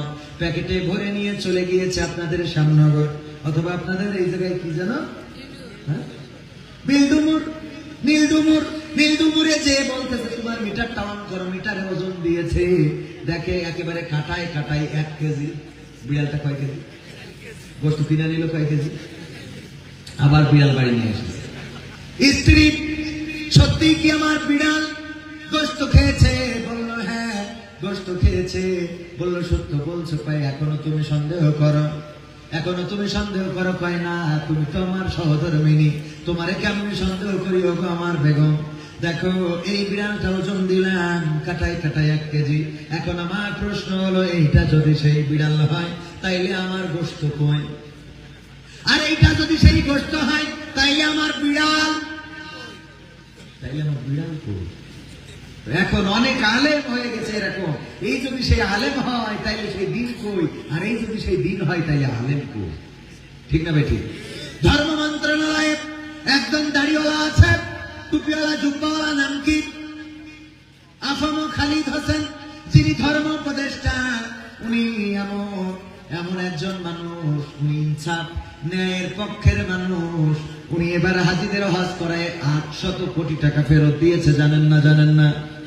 কয়শো কোটি টাকা? 800 কোটি টাকা ফেরত দিয়েছে। আর একজন উপদেষ্টাও কি আছে যে 1 কোটি টাকা ফেরত দেয়? যে প্রজেক্ট করে 1 কোটি টাকা বেশি গেছে, একজনও কি আছে? একজন হাজি, একজন দাড়িওয়ালা, টুপিওয়ালা। এই জন্য আমি মাঝে মাঝে বলি, সব দলেরই দেখা হলো, সব দলেরই দেখা হলো, কেমন করে চালায় দেশ। আগামীতে সাইজে দেখতে দাড়ি টুপির বাংলাদেশ, আগামীতে সাইজে দেখতে আল কোরআনের বাংলাদেশ। এমন নেতা সাইজে দেশে দুঃখ সবার বোঝে, গরিব দুঃখীর বাড়ি বাড়ি দুঃখ কষ্ট খোঁজে রে, দুঃখ কষ্ট খোঁজে। এমন নেতা সাইজে দেশে দুঃখ সবার বোঝে, গরিব দুঃখীর বাড়ি বাড়ি দুঃখ কষ্ট খোঁজে রে, দুঃখ কষ্ট খোঁজে। সব অধিকার ফিরিয়ে দিয়ে, সব অধিকার ফিরিয়ে দিয়ে আনবে দেশে খুশির লেশ। আগামীতে সাইজে দেখতে দাড়ি টুপির বাংলাদেশ, আগামীতে সাইজে দেখতে আল কোরআনের বাংলাদেশ। ভ্রাত্যবাদে বাতিল পথে শান্তি খোঁজে যারা, রবের ভাষায় চোখ থাকিতে অন্ধ বধির তারা রে, অন্ধ বধির তারা। ভ্রাত্যমতে বাতিল পথে শান্তি খোঁজে যারা, রবের ভাষায় চোখ থাকিতে অন্ধ বধির তারা রে, অন্ধ বধির তারা। ভুলের পথে থাকলে অটল, ভুলের পথে থাকলে অটল, এহ পরকাল হবে শেষ। আগামীতে সাইজে দেখতে দাড়ি টুপির বাংলাদেশ, আগামীতে সাইজে দেখতে আল কোরআনের বাংলাদেশ। দুর্নীতি আর চাঁদাবাজি ভাই চলবে না এই দেশে, রুখে দিতে হবে তাদের আসলে ফ্যাসিস্ট বেশে রে, আসলে ফ্যাসিস্ট বেশে। দুর্নীতি আর চাঁদাবাজি ভাই চলবে না এই দেশে, রুখে দিতে হবে তাদের আসলে ফ্যাসিস্ট বেশে রে, আসলে ফ্যাসিস্ট বেশে। চললে আইন আল কোরআনের, চললে আইন আল কোরআনের, তবে দেশটা চলবে বেশ। আগামীতে সাইজে দেখতে দাড়ি টুপির বাংলাদেশ, আগামীতে সাইজে দেখতে আল কোরআনের বাংলাদেশ। চান আপনারা আগামীতে কোরআনের রাজ কায়েম হোক? এটা কি চান? শ্যামনগরের কারা কারা আল্লাহর জমিনে আল্লাহর দ্বীন কায়েম হোক এটা চান, দেখতে চায়? তাকবীর দিয়া লোক নাই রে, দরকার নেই। আহারে তাকবীরও বন্ধ হয়ে যাচ্ছে। মুসলমান, আমি মাঝে মাঝে বলি, সেদিন একজন বলছিল ভাই আমি হাদিস মেনেই খারাপ কাজ করি। আমি বললাম কে? বলছে বিশ্বনবী বলেছি কিয়ামতের আগে মানুষ পাপাচারে এতটাই পরিমাণ লিপ্ত হবে যে হাতের উপরে ইমান রাখা কঠিন হয়ে যাবে। তো আমরা যদি পাপ না করি, তো আপনারা যে ইমানদার এটা তো প্রমাণ হবে। আপনাদের ইমান হাতের তালুকে আগুন রাখার মতো কঠিন হইতে হবে। এই জন্য আমরা হাতে শ্রেণী পাপ করতেছি, কত বড় শয়তান। তো এই জন্য দিন দিন উঠে যাচ্ছে আমাদের। এখন আর সেই মসজিদ আছে, কিন্তু সেই মসজিদে সেই ইমানদার আল্লাহওয়ালা পাওয়া যায়। তারেক রহমান ভাই একটা গান দিয়ে, আজও সেই কোরআন আছে, হাদিস আছে, সেই মানার মানুষ নেই, সেই মানার মানুষ নেই। আজানের রচম আছে আগের মতো, আজানের রচম আছে আগের মতো, বেলালের মতো সেই রূহ নেই, বেলালের মতো সেই রূহ নেই। আজও সেই কোরআন আছে, হাদিস আছে, সেই মানার মানুষ নেই, সেই মানার মানুষ নেই। কোরআনের তেলাওয়াত আছে আগের মতো, কোরআনের তেলাওয়াত আছে আগের মতো, রাবেয়া বসরির মতো প্রেমিকা নেই, রাবেয়া বসরির মতো প্রেমিকা নেই। আজও সেই কোরআন আছে, হাদিস আছে, সেই মানার মানুষ নেই, সেই মানার মানুষ নেই। আর অনেক লম্বা, এত গান শোনাইতে গেলে আপনাদের আলোচনা আমি শেষ করতে পারবো না। আর 10-15 মিনিট কি সময় দেওয়া যাবে? কষ্ট হবে আপনাদের? থাকবেন আর একটু সময়? ইনশাআল্লাহ থাকা যাবে ইনশাআল্লাহ। ওদিকে কি হবে বেঁচে থেকে গানটা বলে এখনো শেষ করতে পারিনি। ওটা শোনানোর দরকার আছে না নাই? শোনানোর দরকার আছে না নাই? তুমি যার লাগে এমনি ধরো, তার তো বাটন ফোন। অনুরোধের গান শুনবেন আপনারা? শুনবেন? গানগুলো তো শোনাতে চায়, কিন্তু আজকে আমি মাহফিল এখনো শুরু করি নাই। সময় তো চলে যাচ্ছে খুব দ্রুত। অল্প সময়ের মধ্যে মানে আমার আসলে 2 ঘন্টা লাগে কোনোভাবে আমি ওই যে এই নামাইতে পারিনি, মানে আমার পায়ে শেষ করতে পারি। পায়ে শেষ করার জন্য প্রায় কমপক্ষে কয় ঘন্টা লাগে? 2 ঘন্টা। তো আপনাদের এই ভাই কষ্ট হচ্ছে শুনে? তোমাদের মতো ধরিছে এত তাড়াতাড়ি? তোমাদের তো চাইলে বউ থাকবে না। ও আসেন আলহামদুলিল্লাহ, বলছে আবার আসতেছি। এটা না ধরলে আবার অনেকেই এই শীতের রাত আমার ভাইজান আমাদের শ্রোতাভাজন উস্তাদ হযরত মাওলানা মুহাদ্দিস মুস্তাফা কামাল হাফিজাহুল্লাহ, প্রধান মুহাদ্দিস শ্যামনগর থানা মাদ্রাসা, উনি এসেছেন এই কষ্ট করে। উনিও আপনাদের নিয়ে দোয়া করবেন এবং আলোচনা একটু কথা বলবেন। উনার মুখ থেকে আমরা মধু মিশ্রিত কিছু কথা এবং আমাদের চলার পথেও আমরা ওনার মুখ থেকে নিতে চাই না। একজন আলেম তার চেহারার দিকে তাকিয়ে থাকলেও, আমি বলছি ওনারা আছেন সাক্ষী, একজন আলেমের চেহারার দিকে তাকিয়ে থাকলেও ছবির গুনাহগুলো ঝরে যায়, বলেন সুবহানাল্লাহ। এবং আল্লাহ নবী বলেছেন তার আমল নামায় সওয়াব লিপিবদ্ধ করা হয়। সুতরাং আমার দিকে আবার তাকাতে কেন? মানে আমার দিকে তাকালে সমস্যা আছে। ওই আফসারি হুজুরের কাছে চিঠি দিয়েছে, হুজুর এই প্রজেক্টরে যদি আমরা পুরুষদের, মহিলারা চিঠি দিয়েছে, আমরা পুরুষদের যদি প্রজেক্টরে দেখি হুজুরদের, তা আমাদের কি গুনাহ হবে? তো আফসারি হুজুর কইল যে আমার মতো কালাকুলা চেহারার মানুষ দেখলে গুনাহ হবে না, আধারের মতো সুন্দর চেহারা হলে একটু ঝামেলা হইতে পারে। তো এখন এই জন্যই আমার দিকে তাকায় বেশি গুনাহ ধরবে না, বেশি সওয়াব পাওয়া যাবে না। এখানে আরো আলেম রয়েছেন আমার তারা পাবে, ওনাদের চেহারার দিকে তাকাইলে গুনাহ মাফ করে দিবেন কে? সগীরা গুনাহ মাফ করে দিবেন কে? আল্লাহ মাফ করে দিবেন। এবং আমি বলছিলাম, দেখেন এই মাহফিলটা আমাদের জীবনের শেষ মাহফিল হয়ে যেতে পারে। সুন্দরবনে যখন যান, আমি দেখেছি অনেকেই সুন্দরবনে প্রবেশ করার আগে আপনারা দোয়া করেন।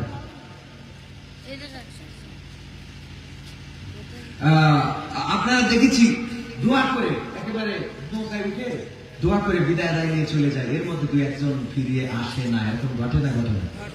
দেখেন সবাই তো আশা নিয়ে গিয়েছিল যে সুন্দরবন থেকে কিছু রুজি অন্বেষণ করে সন্তানের জন্য নিয়ে আসবেন। এই তো কয়েকদিন আগে কুমিরে ধরে নিয়ে গেল এক হিন্দু ছেলে আপনাদের অঞ্চলে, এই তো আপনার এখানেই তো এই কাঁকড়া ধরতে যেয়ে একজন হিন্দু ছেলেরে কুমির পার্শ্বে নিয়ে কই খালি কুমির ধরে নিয়ে গেল, সবাই রাখতে পারে না, এত লোক সাথে থেকেও রাখতে পারে নাই।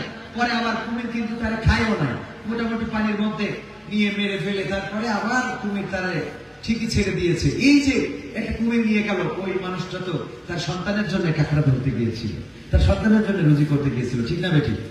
রঙ্গরসের দিন ছিল আমার একদিন, রঙ্গরসের দিন ছিল আমার একদিন, 12 ঘন্টা বেলায় আমার সন্ধ্যা হইল, পাখি উড়ে যাওয়ার বুঝি সময় হলো, পাখি উড়ে যাওয়ার বুঝি সময় হলো, পাখি উড়ে যাওয়ার বুঝি সময় হলো রে, পাখি উড়ে যাওয়ার বুঝি সময় হলো। শরীরে চামড়া ছিল টান, বৃষ্টি সুরে গাইতাম গান, গলার আওয়াজ আমার কত দূরে যাইত,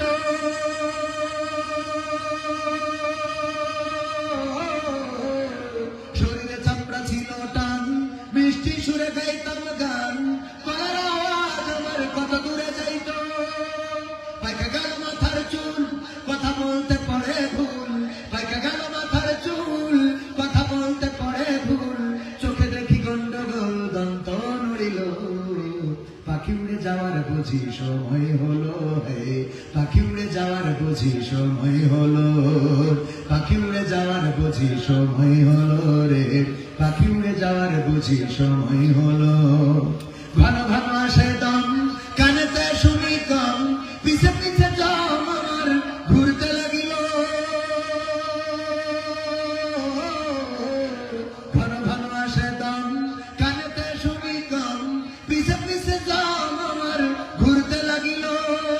খাটো হয়ে আসতে পাও, হীন হলো সর্বদাও, খাটো হয়ে আসতে পাও, হীন হলো সর্বদাও, ভাবে বুঝি সময় আমার ফুরিয়ে এলো, পাখি উড়ে যাওয়ার বুঝি সময় হলো, হে পাখি উড়ে যাওয়ার বুঝি সময় হলো, পাখি উড়ে যাওয়ার বুঝি সময় হলো রে, পাখি উড়ে যাওয়ার বুঝি সময় হলো।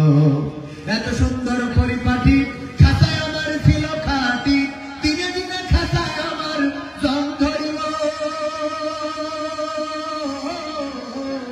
এত সুন্দর পরিপাটি খাতায় আমার ছিল খাটি, দিনে দিনে খাতায় আমার জং ধরিল। পুরাতন খাতাতে পাখি করে শুধু ডাকা ডাকি, পুরাতন খাতাতে পাখি করে শুধু ডাকা ডাকি, একদিন আমায় দিয়া পাখি উড়িয়া যাইব, পাখি উড়ে যাওয়ার বুঝি সময় হলো, হে পাখি উড়ে যাওয়ার বুঝি সময় হলো, পাখি উড়ে যাওয়ার বুঝি সময় হলো রে, পাখি উড়ে যাওয়ার বুঝি সময় হলো। রঙ্গরসের দিন ছিল আমার একদিন, রঙ্গরসের দিন সভাপতির ছিল একদিন, রঙ্গরসের দিন আপনাদের ছিল একদিন, 12 ঘন্টা বেলায় আপনার সন্ধ্যা হইল, পাখি উড়ে যাওয়ার বুঝি সময় হলো, হে পাখি উড়ে যাওয়ার বুঝি সময় হলো, পাখি উড়ে যাওয়ার বুঝি সময় হলো রে, পাখি উড়ে যাওয়ার বুঝি সময় হলো। এই সময়টা কি পুরো হইলে হবে? আমার সভাপতি চুল দাড়ি পেকে গিয়েছে, কিন্তু এমন অনেক বন্ধু ছিল যারা একসাথে ক্লাস করেছে, একসাথে প্রাইমারি শেষ করেছে, একসাথে হাই স্কুলে পড়েছে, কলেজ ভার্সিটিতে পড়েছে, অনেকেই আমার সভাপতি আছে, কিন্তু অনেকে আগেই বিদায় নিয়েছে, এমন আছে না নাই? অনেকেই আগে চলে যায়, বাবার কাঁধে সন্তানের লাশ, ভাইকে রেখে বোন চলে যায়, মাকে রেখে সন্তান চলে যায়, বাবাকে রেখে সন্তান চলে যায়। ও আমার ভাইরা, সুতরাং কবরে যেহেতু যেতে হবে, কবরের খোরাক জোগাড় করার দরকার আছে না নাই? আমার আল্লাহ বলেন, আইয়ুহাল্লাযীনা আমানু কু আনফুসাকুম ওয়া আহলিকুম নার, ও ঈমানদারেরা তোমরা শোনো, ওই জাহান্নামের ভয়াবহ আগুন থেকে নিজেদেরকে বাঁচাও এবং সন্তানদেরকে, তোমাদের আহালদেরকে হেফাজত করো। তার মানে তোমাদের স্ত্রীদেরকে বাঁচাও, তোমাদের সন্তানদেরকে বাঁচাও, তোমাদের পূর্ববর্তী যারা কবরে তাদেরকেও বাঁচাও। আহাল আমাদের পূর্ববর্তী যারা, তারা আমাদের পরিবারের অংশ, ঠিক না বে ঠিক? আমাদের দাদাকে কেমন করে বাঁচাবো, আমাদের বাবাকে কেমন করে বাঁচাবো, তারা তো চলে গেছে। আমাদের যারা আগামীতে আসছে ধরেন আমার সন্তান, আমার নাতি, আমার পুতি, তাদেরকে বাঁচানোর সুযোগ আছে, কিন্তু যারা আগে চলে গেছে তাদের কেমন করে বাঁচাবো? ও আমার ভাইয়েরা, আল্লাহর নবী বলেছেন, কোন হাদিসে এসেছে 3টা, কোন হাদিসে এসেছে 7টা। সাদকায়ে জারিয়া মৃত্যুর পরেও কবরে জারি থাকে, তার মধ্যে অন্যতম একটা হলো নেককার সন্তান। কি কার সন্তান? নেককার সন্তান যদি কেউ জমিনে রেখে যায়, ওই জমিনে রেখে যাওয়ার কারণে ওই সন্তান যত ভালো কাজ করে, ওই ভালো কাজের জন্য বাবা কবরে বসে বসে সওয়াব পায়, আর এই সওয়াব পাওয়ার কারণে ওই বাবার গুনার খাতাটা হালকা হয়ে যায়। আল্লাহর নবী মেরাজে গিয়ে দেখলেন একজন জান্নাতে কান্নাকাটি করছে, আর একজন জাহান্নামে হাসাহাসি করে। বিশ্ব নবী সাল্লাল্লাহু আলাইহি ওয়াসাল্লাম ফেরেশতা জিবরাইল আলাইহিস সালাতু ওয়াস সালামকে বললেন, ওগো জিবরাইল, ওই লোকটার জান্নাতে তো কান্না করার কথা না, আর এই লোকটার জাহান্নামে তো হাসার কথা না, কিন্তু জাহান্নামে কেন হাসে, জান্নাতে কেন কাঁদে?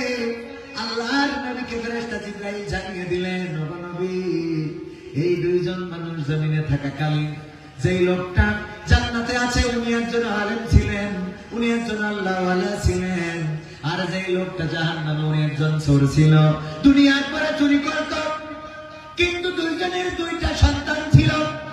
আলেম চিন্তা করলো, আমার দুনিয়ায় তো ইমামতি করে দিন চলে না, আমার তো কোরআন হাদিসের খেদমত করে তেমন সংসার চলে না, আমার একটা ছেলেকে আমি চোর বানাবো। আর চোর বানানোর জন্য কি শিং কাটা চুরি চোর বানানো লাগে, নাকি চেয়ারম্যানিতে দাঁড়াইলেও হয়? চেয়ারম্যানিতে দাঁড়াইলে চোর বানানো যায় না, বড় চোর বানানো যায়। আরে ভাই, শীত কাটে যারা, ওরা তো ছোট চোর, ওরা খান্দি চুরি করে, কচু চুরি করে, আর বড় চোর গুলো কি চুরি করে? রাস্তা চুরি করে, ব্রিজ চুরি করে, কালভার্ট চুরি করে, ডাক্তারের ওষুধগুলো চুরি করে, অ্যাম্বুলেন্স চুরি করে, ঠিক না বেঠে? এরকম একজন চেয়ারম্যান এমপি মন্ত্রী বানাই দিলেই চোর হয়ে যায়। অনেক আলেম আছে নিজেরা দুনিয়ার সুবিধা নেওয়ার জন্য এই পথ ধরে। ও আমার ভাইরা, যদি সত্যি কোরআনের খেদমতের জন্য ধরে কোনো অসুবিধা নাই। কিছু আছে স্বার্থান্বেষী, দেখা যায় যে বলেছে বসে যাও, আবার তারা দাঁড়াই গেছে, আছে না নাই? বলেছে বসে যাও, দাঁড়াই গেছে, ব্রাহ্মণ বাড়ি হয়ে গেছে, দায়িত্বশীল বলেছে যে দাঁড়ানো যাবে না, সে দাঁড়ানো, আছে না নাই? তার মানে দুনিয়ার প্রতি, দুনিয়ার এই অর্থ সম্পদ ক্ষমতার প্রতি আকৃষ্ট হয়ে গেছে। ও আমার ভাইরা, আল্লাহ নবীকে ফেরেশতা জিবরাইল জানালেন, এই লোকটার একটা সন্তান ছিল, আলেম চাইলো চোর বানাবে, আর চোরের একটা সন্তান ছিল। সে চিন্তা করলো, সারা জীবন গুনাহ করেছি, জিনা করেছি, ব্যভিচার করেছি, অথবা ভুল করেছি চুরি করে করে, আল্লাহ না জানি পরকালে আমারে কি করে। এই জন্য তার সন্তানকে আলেম বানাইলো। ওই আলেমের কাছে দিল আর বললো, আমার সন্তানকে আল্লাহওয়ালা বানাও। আল্লাহওয়ালা বানাইতে দিয়েছে, আল্লাহ কবুল করেছে, চোরের সন্তান আলেম হয়ে গেছে, আর আলেমের সন্তান চোর হয়ে গেছে। ইন্নামাল আমালু বিন্নিয়াত, হযরত ওমর রাদিয়াল্লাহু তাআলা আনহু থেকে বর্ণিত। আল্লাহ নবী বলেছেন, নিয়তের পরেই কর্ম নির্ভর করবে। আপনার নিয়ত যদি ভালো হয়, কর্ম ভালো হবে। বলেন আলহামদুলিল্লাহ। নিয়তের মধ্যে যদি গরমিল থাকে, তাহলে কর্ম ভালো হবে। আমার ভাই, আল্লাহ নবী বললেন, ঠিক আছে মানলাম, এখন কি হয়েছে? ফেরেশতা জিবরাইল বললেন, ওই চোরের সন্তান যখন ভালো কাজ করে, যখন নামাজ পড়ে, আল্লাহর ইবাদত করে, কোরআন পড়ে, দিনের কাজ করে, তখন সওয়াব হয়।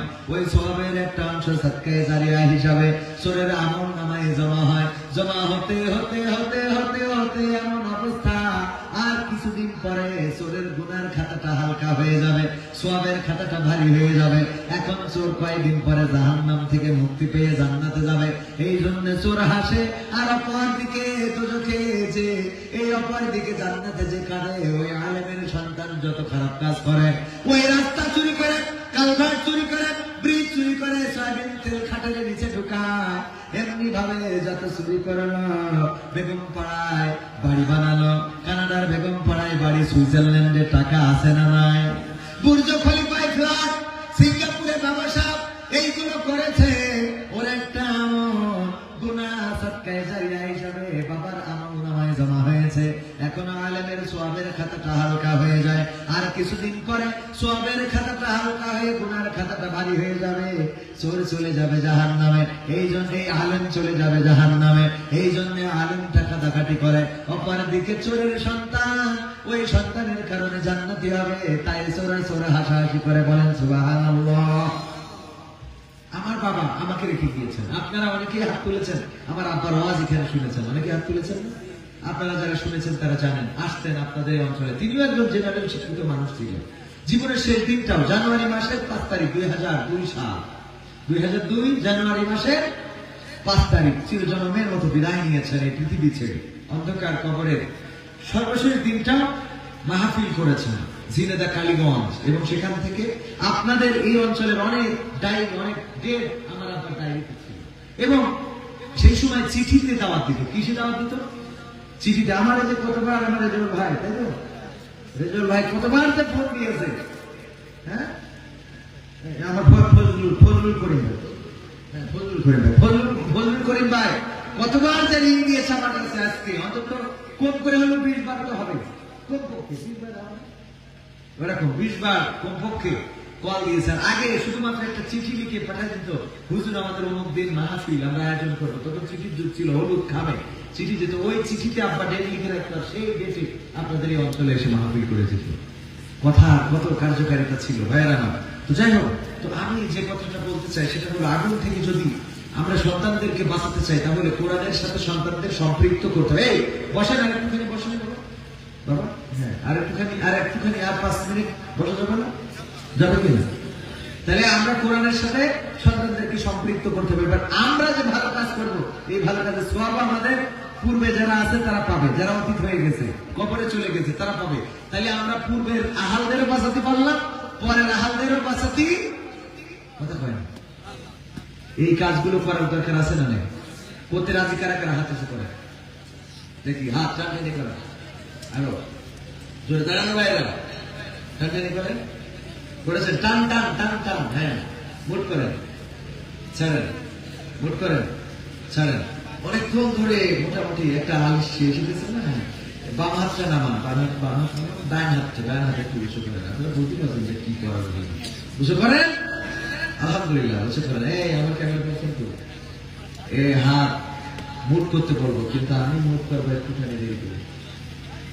এই যে আমিও মুট করলাম, এই যে হাত মুট করলাম, এই মুট করে এই ম্যাজিক কি এই 500 টাকার নোট মুটের মধ্যে ঢুকাইলাম, ম্যাজিক দেখানো যায় না? এই যে আমি ম্যাজিক করার পরে আবার 500 টাকায় রয়েছে। যারা ম্যাজিশিয়ান ওরা এরকম 500 টাকা ফুল দিয়ে থাকে, ওদের কাগজ হয়ে যায়, ঠিক কিনা? যাই হোক, এইবার মুখটা পকেটে ঢুকান, নিজের পকেটে না থাকলে পাশের পকেটে ঢুকান। আমি আমার পকেটে নাই বলে আমি আমার ক্যামেরা পার্সনের কাছ থেকে নিলাম। আমি ব্যক্তিগতভাবে এই মাদ্রাসায় কোরআনের এই পাখিদের জন্য, কোরআনের খাদেমদের জন্য আমি দিচ্ছি, এবার আপনারা দিবেন। 1000, 2000, 5000, 10,000 হাতে ছাত্ররা যাচ্ছে। আগে খুচরাগুলো দিয়ে দেন, সিমেন্ট, ইট, রড, বালু, মাটি, বালু, তারপর আরো কিছু যা লাগে আপনারা দিবেন। আমি মুসাফির মানুষ, দোয়া করে দেব। এরপরে চাউলও দিতে পারেন। মাদ্রাসা লজিং নিবেন, এমন কেউ যে আমি একদিন লজিং নেব, কেউ আমার কাছে সে নামটা বলে যেতে পারেন। আর আগে রুমালের মধ্যে দেন নগদ 500, 10,000, 1000, 20,000। দানকারীর পিতা মাতা সুখে রেখো কবরে, নূরের টুপি পরায় আল্লাহ তুলিও রোজ হাসরে। বলেন আমিন।